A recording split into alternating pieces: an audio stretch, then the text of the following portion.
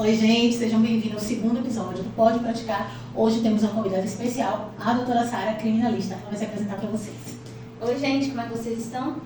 Sou Sara Rampel Dantas, advogada criminalista há quase 3 anos, portanto sou jovem advogada e sei das dificuldades, dos desafios e também das oportunidades que os jovens advogados têm. Ainda estou nesse processo, afinal, o jovem advogado é jovem até o 5º ano de experiência, né?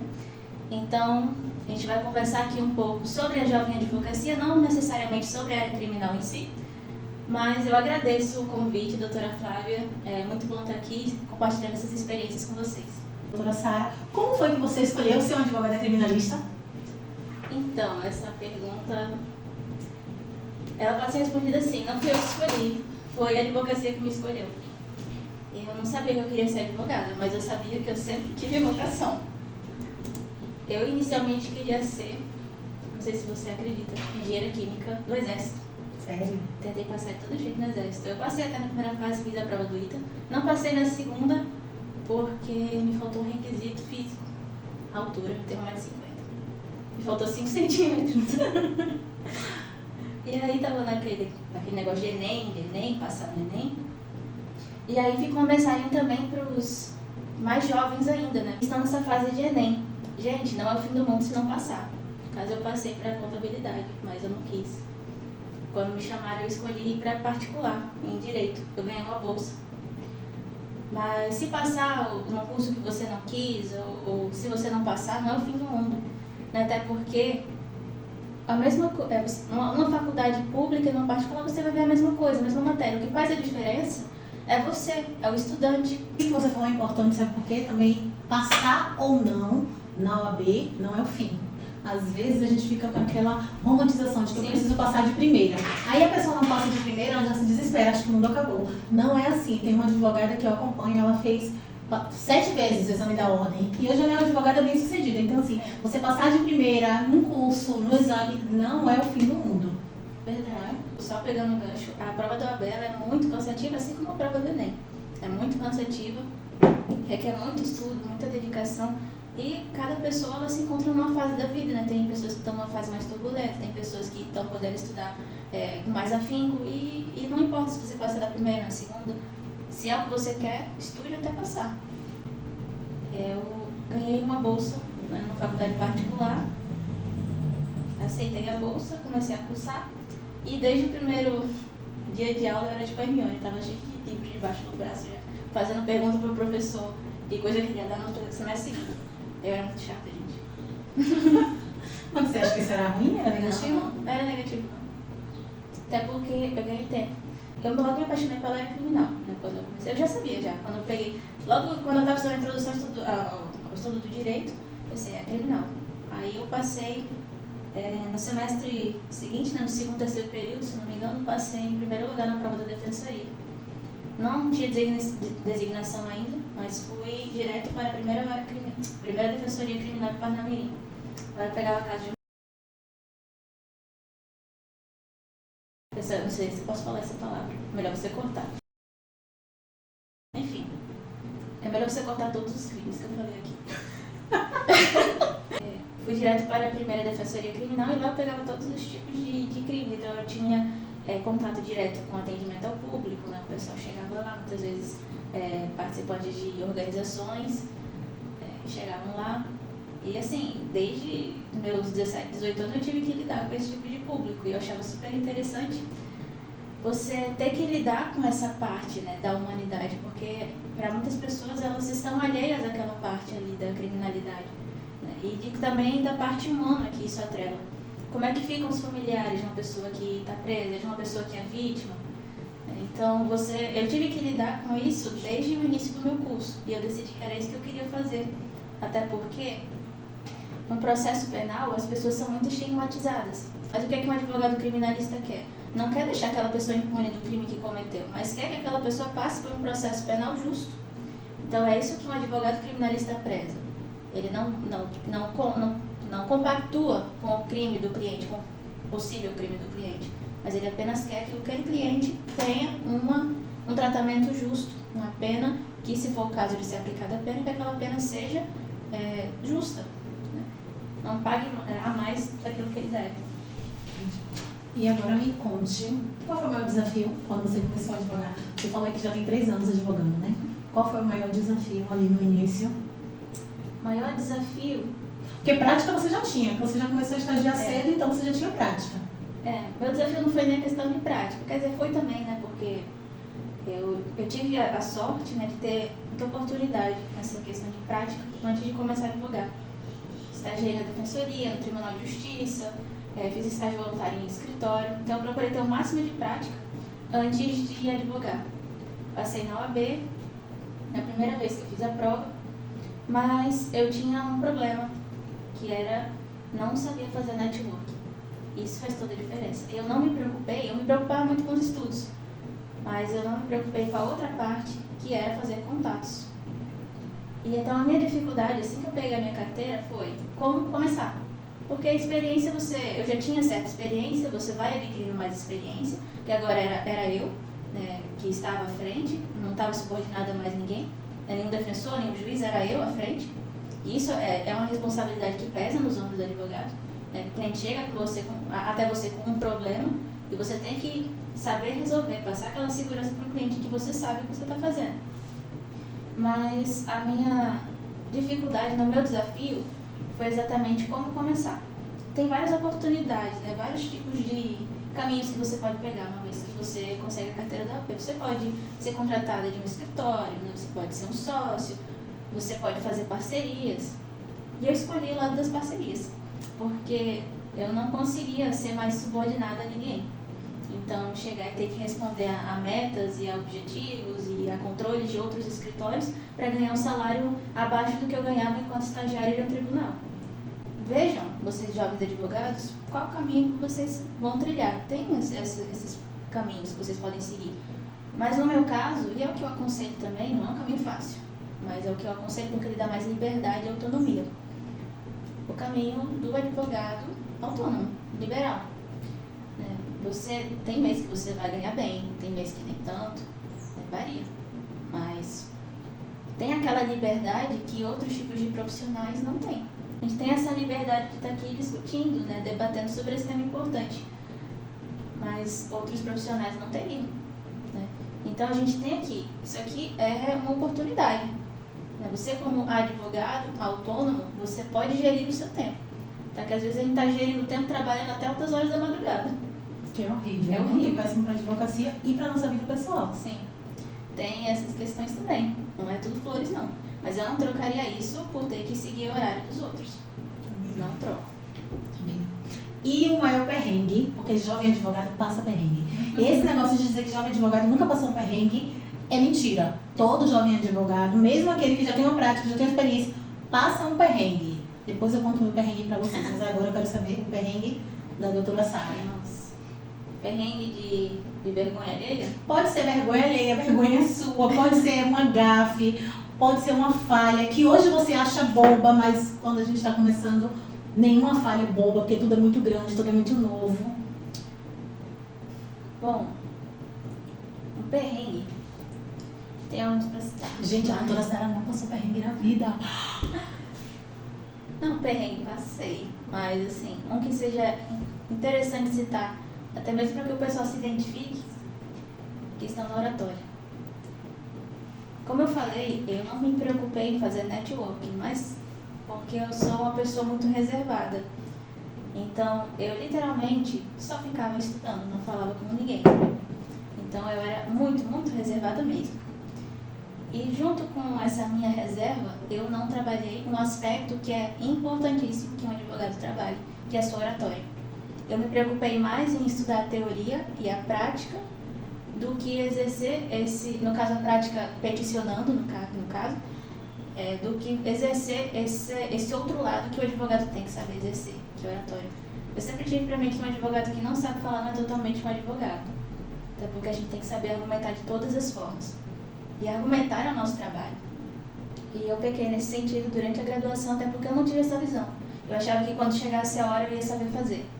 Mas não é bem assim. Você tem que ir praticando. Tem pessoas que têm mais desenvoltura, que já vêm praticando de outros tipos de situações, mas para mim, que era uma pessoa muito reservada, mais do que sou hoje, chegar de repente, por exemplo, ter que falar com o juiz, ter que fazer uma sustentação oral, foi difícil. E já falou alguma coisa assim que não era para ter dito, no despacho, numa sustentação oral? Já xinguei o juiz. Compartilha isso com a gente. Mas Como porque foi ele isso? foi desrespeitoso comigo. Ah, essa eu quero saber. Já teve essa vez, né, que eu disse que ia na corregedoria. Mas porque ele me chamou de novinha, disse que eu não tinha capacidade para estar ali falando com ele. Era uma ação de família, certo? Envolvia menor. E ele estava mais de um mês sem decidir uma liminar. Uma menor que estava em situação de vulnerabilidade, sendo agredida. E eu fui lá e disse, olha, faz mais de um mês que eu protocolei isso aqui. E eu disse, vamos por gentileza ao seu gabinete. Mas antes disso eu tinha chegado na secretaria e a secretária disse, ele não fala com o advogado. Eu falei, mas com esse advogado ele vai falar. Aí, não, mas não fala. Eu falei, ele fala, porque é minha prerrogativa. E aí ele foi, e eu disse que ia na ouvidoria, né? Reclamar dele. Ela foi, chamou eles não aguarde. Ele me deu um belo chá de cadeira, ele não quis me receber dentro do gabinete. Eu falei, olha, é um processo sigiloso, envolve criança, situação de vulnerabilidade, preciso conversar com o doutor. Aí ele não quis me receber dentro do gabinete. Já fiquei assim. Dizer que o meu cliente tinha praticado crimes. Eu falei, eu não sabia que o doutor era criminalista agora. Era juíza da vara criminal. Tinha que estar falando com a vara de família. Aí ele começou a dizer que eu era novinha demais para entender. O médico já começou a querer, que é outra situação também que as jovens advogadas podem passar. Questão do etarismo. Se você parece mais jovem do que é, tem essa falta de respeito inerente. Você chegar numa delegacia, no presídio, numa vara, o pessoal já olha para você diferente. Às vezes diz, é você que é advogada? Ou diz, você é a parte? Só não... Você tem que se impor. Essa é a questão. Você tem que se impor mais do que os outros para poder ter um respeito ali. Mas esse juiz, ele faltou com respeito comigo, né? Me chamou de jovenzinha, de novinha, disse que eu não sabia o que estava fazendo. Aí eu retruquei. Ele me irritou, retruquei. E só para que vocês tenham noção, isso foi bem antes disso, lá quando eu comecei mesmo, nos primeiro mês, eu fui precisar fazer um despacho com o juiz, um caso de previdenciário que eu peguei. Essa é outra questão, gente, não sejam generalistas, assim que vocês puderem, escolham um nicho. Mas quando você começa, né, você vai chegando as demandas para você e aí você vai vendo aquilo que você tem mais facilidade. Fui fazer um despacho com o juiz.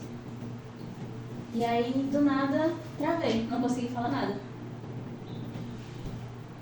Aí eu peguei e fingi que tinha caído a conexão e desliguei, porque eu simplesmente travei. Assim que o juiz entrou. Hoje eu não tenho mais esse problema, mas foi bem no início mesmo, assim que eu peguei a carteira.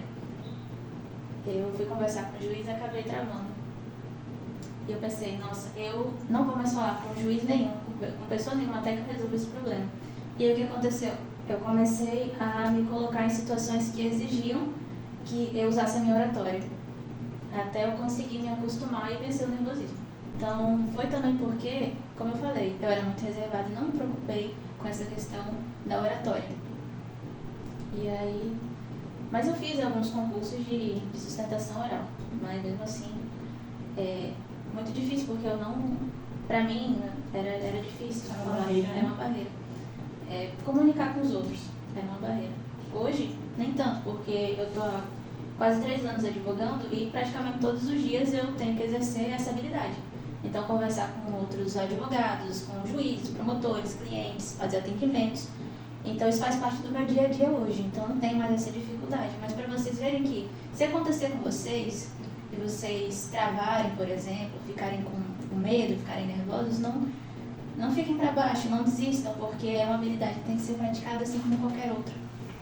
Exatamente. Por isso que eu já falei aqui no canal várias vezes que a advocacia ela é muito além do direito. Não basta você saber todas as jurisprudências, súmulas, CLT, CPC, Código Civil, não é só isso. A gente precisa ter outras habilidades para que a gente possa chegar ali no outro nível, ser um advogado mais completo, ser um advogado melhor, entendeu? Então, de fato, a advocacia ela é muito ampla. Um advogado, atualmente, ele é um advogado que ele saiu de trás da sua mesa e ele foi para frente, né? Ele foi buscar outras habilidades para, de fato, complementar a sua carreira. E advogado, principalmente autônomo, tem que ser muito proativo. Tem que buscar se especializar, estudar, nunca parar de estudar. A gente nunca para de estudar. quando a gente vê que está pecando em alguma habilidade ali, a gente tem que buscar melhorar. Oratória, peticionamento, ortografia, argumentação, poder persuasivo, negociação, são todas habilidades que a gente tem que saber desenvolver, porque faz parte de quem somos, da nossa profissão. Exatamente. Me deu passo a passo. Que é, na sua opinião, claro, né? Porque assim, cada profissional começa de um jeito. Como você falou, tem gente que vai ser CLT, tem gente que é autônomo, mas no seu caso, qual foi o passo a passo? Você falou já como você se decidiu ser criminalista e aí pronto, pegou a carteira da OAB, sou uma advogada criminalista. Qual foram os passo a passo? No meu caso, e é o que eu recomendo também, para ser um advogado criminalista autônomo, não vão chover clientes para você. Então você tem que fechar parcerias com pessoas éticas, de boa índole e que sejam justas na repartição do trabalho e dos honorários. Então, inicialmente, como eu falei, eu não tinha contatos, né? Eu não me preocupei com isso, não fiz amigos, não fiz network, mas eu me lembrei de um colega na faculdade que não estudava comigo, era de um grupo de pesquisa, grupo de estudo do GPCrim. Eu me lembrei dele porque, das poucas pessoas com quem eu conversava com ele. Dr. Gustavo Eleutério, um grande amigo meu hoje. E aí eu conversava com ele, enfim, a gente se dava bem. E falava muito sobre questão de pesquisa na área criminal, análise econômica do direito, tribunal do júri, no sul grupo de pesquisa. E eu me lembrei dele, mandei mensagem. Ele disse, mandei mensagem na cara dura, a gente não se via há muito tempo. Peguei, olha, eu tirei minha carteira agora, eu gostaria de conversar com você, para de repente a gente fechar uma parceria. E ele foi e disse, venha para o meu escritório, vamos conversar. E aí, ele me passou meio que um testezinho para eu montar uma defesaria de um caso que ele estava trabalhando. A gente montou o caso e ele disse, tá bom, vamos fazer o seguinte, vão aparecer aqui algumas demandas, eu estou com algumas demandas, estou precisando de ajuda e eu gostaria de estender essa mão para você, assim como fizeram comigo, ele disse. Assim como a vida fez comigo, me estendeu a mão, acho que é meu dever estender a mão para uma pessoa também que está nessa mesma situação que uma vez eu estive. E aí ele estendeu a mão para mim, abriu esse espaço para que eu fechasse parcerias com ele, trabalhei em casos criminais e civis também com ele, e aí a partir daí fui desenvolvendo. Aprendi na prática como é que se atuava em casos criminais, e ele, além de uma boa pessoa, é um excelente advogado também, então eu tive assim, o melhor exemplo, além de professores nessa área, o professor Rodrigo Cavalcante, por exemplo, que foi meu professor na faculdade e hoje é o presidente da ANACRIM-RN, que é a Associação Nacional da Advocacia Criminal, que mais tarde veio me fazer um convite para assumir a presidência da Jovem Advocacia da ANACRIM, lá no meu estado, do Rio Grande do Norte. Assumi a presidência e eu comecei a criar projetos exatamente pensando nisso, na minha dificuldade, nos meus desafios iniciais. O que eu tive de desafio inicial e o que eu posso oferecer para outros jovens advogados e outros graduandos, que ainda estão para fazer a prova? O que eu posso oferecer a eles de diferente? Então, para você foi relativamente fácil, né? Que você teve essa pessoa que estendeu a mão para você e aí você já se viu ali dentro do escritório majoritariamente criminalista, e você já começou a atuar no dia a dia. E aí foi? E aí, só pra frente. Só pra frente, graças a Deus. E hoje a gente ainda tem parcerias, mas ele atua no Rio Grande do Norte, agora eu estou aqui no Paraná, e a gente ainda tem uma parceria boa. E é isso que eu oriento a vocês. Procurem um parceiro, se for isso que vocês estejam almejando. A parceria, no meu caso, foi o melhor caminho e é o que eu oriento também, porque ele confere mais autonomia. E aí você vai aprendendo na prática, como é que você trabalha em certos processos, e você também tem ali um respaldo de alguém que é mais experiente do que você. E aí, porque a gente vai se deparar com situações, e os processos eles são humanos, eles lidam com as necessidades humanas. E aí eles não são robóticos. Vão aparecendo ali demandas dentro do processo, situações inesperadas, e aí como é que você vai se portar à frente deles? Às vezes você, como jovem advogado, não vai ter a segurança de agir. Então, com um parceiro mais experiente, você pode sentar e conversar com ele, e chegar a uma conclusão ali, uma conclusão estratégica, porque outra coisa, você tem que ser altamente estratégico na advocacia criminal, não pode fazer nada por acaso. Então, minha orientação é essa, se for o almejo de vocês, procure um parceiro ético, de confiança, né, e que reparta o trabalho e o horário de forma justa. Você lembra assim, de um cliente importante que você fechou, que você fez um trabalho legal e você falou assim, uau, eu sou muito capaz, você lembra disso? De algum cliente que marcou sua advocacia? Um caso importante, eu tive alguns, mas um que me fez literalmente sair da minha zona de conforto foi o que apareceu em Pernambuco. Eu tive que fazer uma viagem de 10 horas. Aí foi inclusive com esse parceiro, não foi nem sozinha, mas foi importante porque eram pessoas ali em situação de vulnerabilidade, né? Uma pessoa que estava presa já havia 2 anos, na verdade, e de forma injusta, né? Não era para ele estar preso, mas devido à necessidade da justiça ali daquela comarca se fazer exemplar, acabou deixando aquela pessoa em situação de cárcere. E a outra cliente, uma pessoa altamente debilitada, né, de saúde, os dois acabaram sendo condenados ao final do processo. Um deles morreu na prisão, eu faleci infelizmente, mas a cliente, né, que ainda é debilitada da saúde, ela agradece praticamente todos os dias o fato de eu estar indo com ela. Era uma pessoa necessitada, e eu decidi fazer, por exemplo, pro bono para ela, devido ao fato de que ela está totalmente desassistida e com a possibilidade grande de poder, por exemplo, se ver sem a sua liberdade. Então, estamos aqui nos encaminhando para o final e eu quero que a doutora ela deixe um conselho para o jovem advogado. Imagine aí, a doutora Bia está com a carteira dela na mão, acabou de pegar e fala, e agora? O que é que eu faço? Dá esse conselho para ela. Então, jovem advogado, se você ainda não pegou, é essa carteira aqui que você vai receber, a vermelhinha. E ela representa oportunidade e também responsabilidade. Responsabilidade principalmente porque você estará lidando com vidas humanas nas suas mãos. Às vezes não literalmente, às vezes literalmente. Você estará lidando com os problemas das pessoas, com a liberdade das pessoas. Então, ser advogado é, antes de tudo, uma grande responsabilidade e uma grande missão. Uma missão que você tem na vida. Então, você tem que exercer a sua advocacia com amor, com paixão e principalmente com vocação. Se você é advogado, mas se considera uma pessoa sem vocação para exercer o mundo, então eu orientaria que exercesse outra profissão que lhe apetecesse. Porque para ser advogado, tem que ter a profissão no coração. Tem que ter literalmente a vocação. Então, como eu falei, é responsabilidade e é oportunidade também. Quando você pegar a sua carteira da OAB, você vai se deparar com os seguintes questionamentos. E como é que eu vou fazer para ter clientes? E se eu conseguir clientes, como é que eu vou negociar honorários? Quanto eu vou cobrar?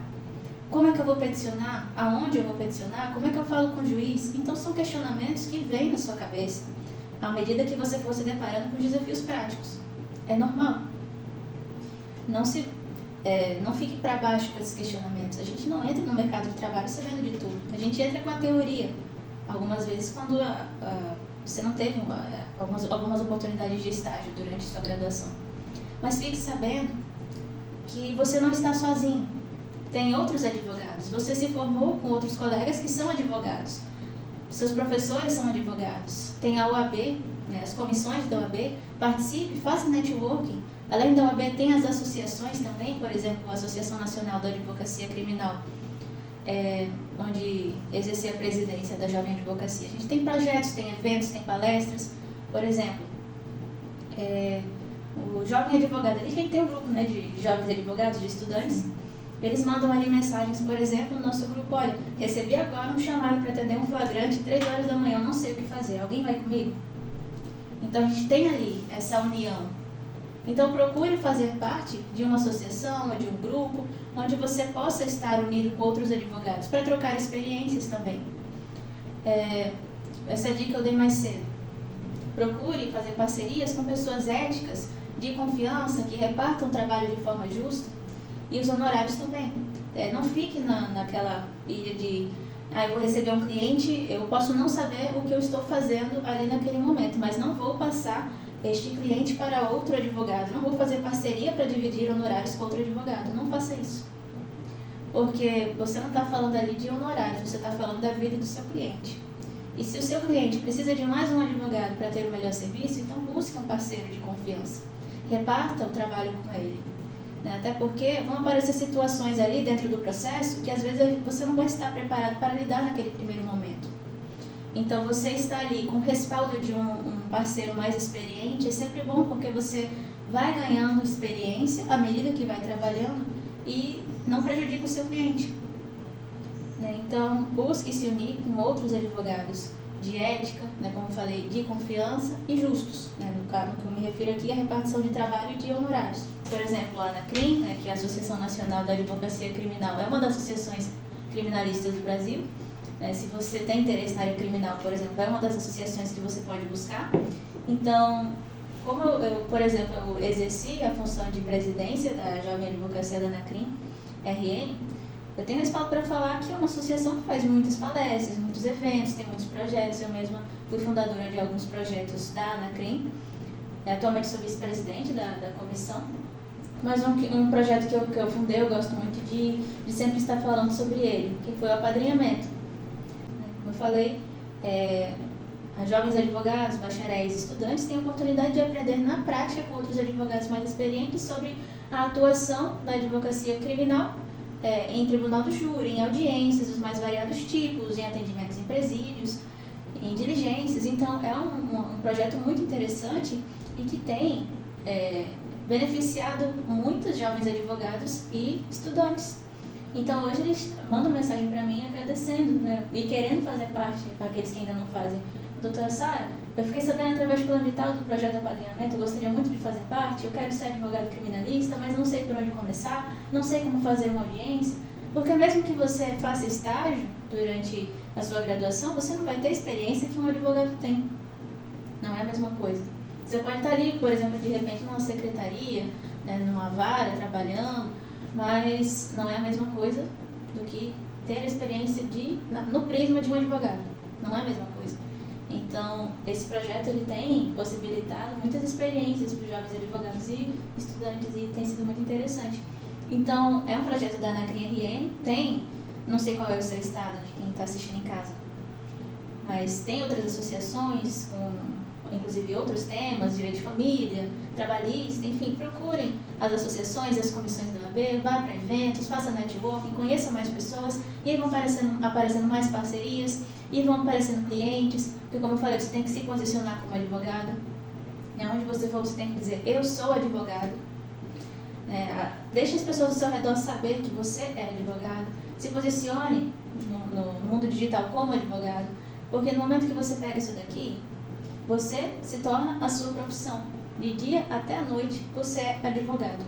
Então, você tem que deixar bem claro para a sociedade que você é isso daqui. Você é advogado. Então, repetindo,